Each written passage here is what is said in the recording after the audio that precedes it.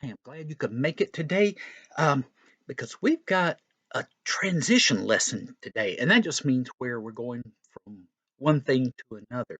In this case, we're in the Old Testament. We're in the book of First Samuel, chapters 8, 9, and 10. And what has been happening up until this time is that Israel has been led by judges. And that in itself was kind of a problem because the Israelites were supposed to be looking to God as their king. God was their king. He had the instructions for them, and they were supposed to follow them. The thing is, they had a bad habit of not following God, and as a result, God would let bad things happen. There were other nations that lived around Israel, and they would send in people to attack the Israelites and do all kinds of bad things to them because the people decided they weren't going to follow God. God would say, okay, you're not being protected. After a while, the people would wise up and say, that this isn't working out for us. We better start doing what we're supposed to do. And they would call out to God and ask for help. And God would send a judge. And what a judge was someone who was uh, given a job by God. It was another Israelite, and that person would lead the Israelites against whatever oppression there was. And they'd been doing this for a long time, and the people were tired of it. At this time, they had a very good judge named Samuel. And in fact, Samuel was a judge and a prophet. So he was working for God with two different jobs and doing a good job. The problem was he was getting old, and the people said, "You're getting old, and the sons you appointed as judges are bad guys." And that was true. Um, Before this time, judges had been uh, called up by God. He had picked people. Samuel knew he was getting old, and he had two sons, and he said, "Okay, you're going to be judges." These were bad guys. They were not doing what they were supposed to do. In fact, they needed to be punished for what they were doing. So Samuel saw all this was going on, and he went to God about it because the people were saying, "We want a king just like the countries around us."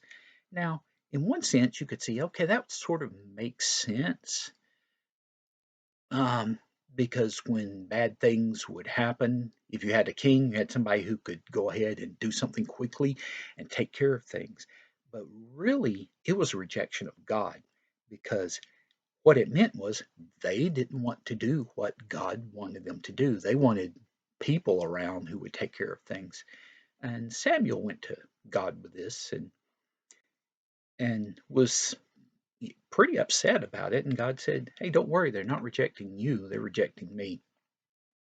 And you can go back and listen to them, but tell them what's going to happen when they get a king." Samuel did this. He went back and said, "If you have a king, here's what's going to happen. Uh, he's going to be taking a lot of the stuff that you work for.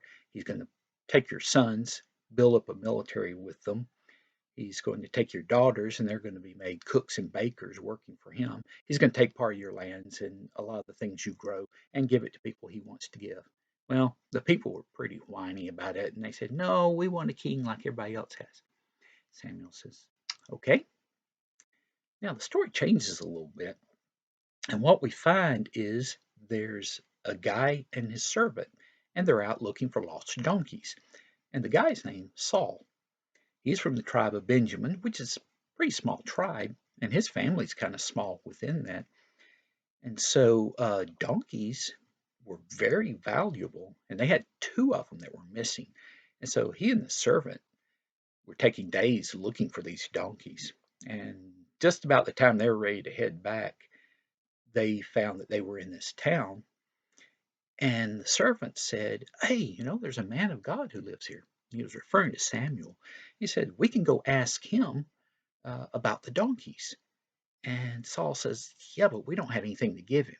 Because, see, in those days, when you wanted to get an answer from God about something, you would go to a prophet and you would give him a gift. That was just what you were supposed to do. And the servant said, "Oh, but I have this bit of silver. We can give that to him." Well, what they didn't know, when they went in, they actually came across um, Samuel. What they didn't know is that God had told Samuel the day before, okay, about this time tomorrow, you're going to see this guy who's from the tribe of Benjamin, and he's the one I've chosen. Well, Samuel quickly finds out, okay, Saul is from Benjamin, and he tells Saul, okay, essentially he says, you're going to be the king, and Saul is horrified. Now, Saul was a tall guy. He was pretty good looking, and he looked like the kind of person who could be a king, but he sure didn't feel like it. He was going, my tribe is small, my family's small. Who am I to be the king? But to emphasize all of this, Samuel told him, "Oh, the donkeys you're looking for, they were found 3 days ago, and everything's fine with them." Okay, so Saul doesn't want this job, but definitely this guy's from God, so he's pretty much stuck with the job.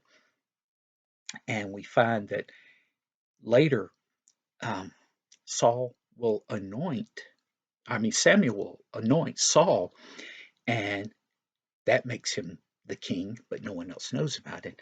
Then he calls together the leaders of Israel, the ones who had been asking for a king, and said, okay, we're going to draw lots. Well, of course, God is guiding all of this. So when they draw lots, they come across the tribe of Benjamin, then they come across Saul's family, and it comes down to Saul. He's the one God wants.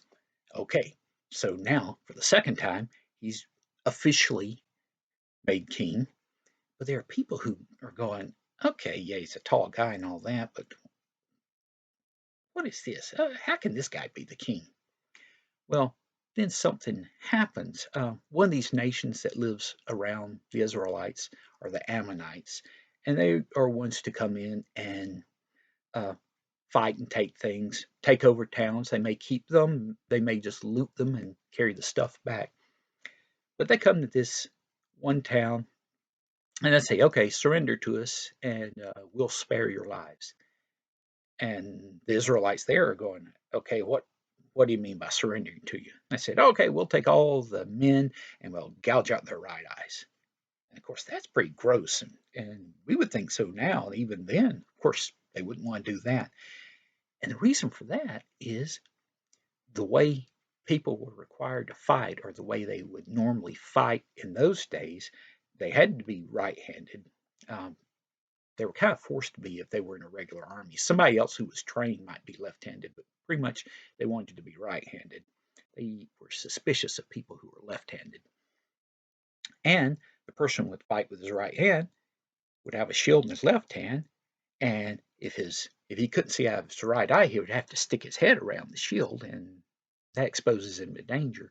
So it kind of made them useless as soldiers when they did this. Uh, So these guys did not want their eyes gouged out, so they sent a message for help.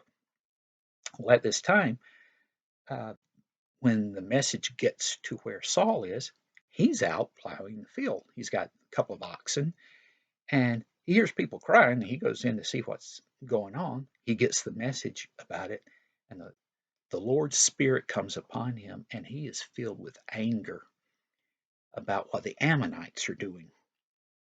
And so he cuts up the oxen he's been playing with and sends pieces to all the tribes of Israel and says, show up.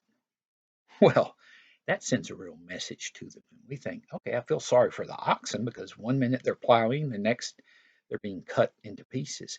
But that is a major way of sending the message to people, because you remember that animals were extremely valuable, and someone would not just cut up a valuable animal for no reason.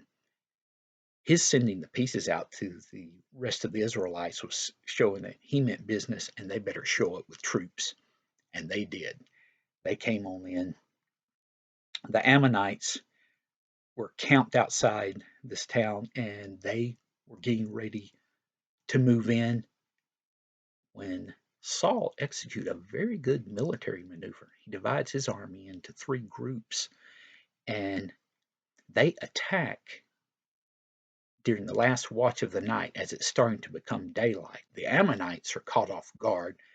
The Israelite army rushes in and they put a beat down on the Ammonites, and to the point where the Ammonites were able to get away. There aren't even two of them together, they're all scattering on their own. Well, after that, the people fully accept Saul as king. And in fact, some of the people are saying, the ones who are complaining about Saul, we need to kill them. And Saul says, nope, he's going to be our king. No, he's he's their king, and he said, no, we're not going to do that to these guys. Everyone's forgiven for that, and we're going to move forward from here. So Saul has a very good start at being the king. He's won a major victory. He seems to have fulfilled what the people have wanted from him. And at this point, he is humble and doing his best to follow God. So everything looks very good right now. And it seems like what the people are asking for was justified. What we're going to see later on in future lessons is that the things that Samuel had warned them about for having a king are going to be true.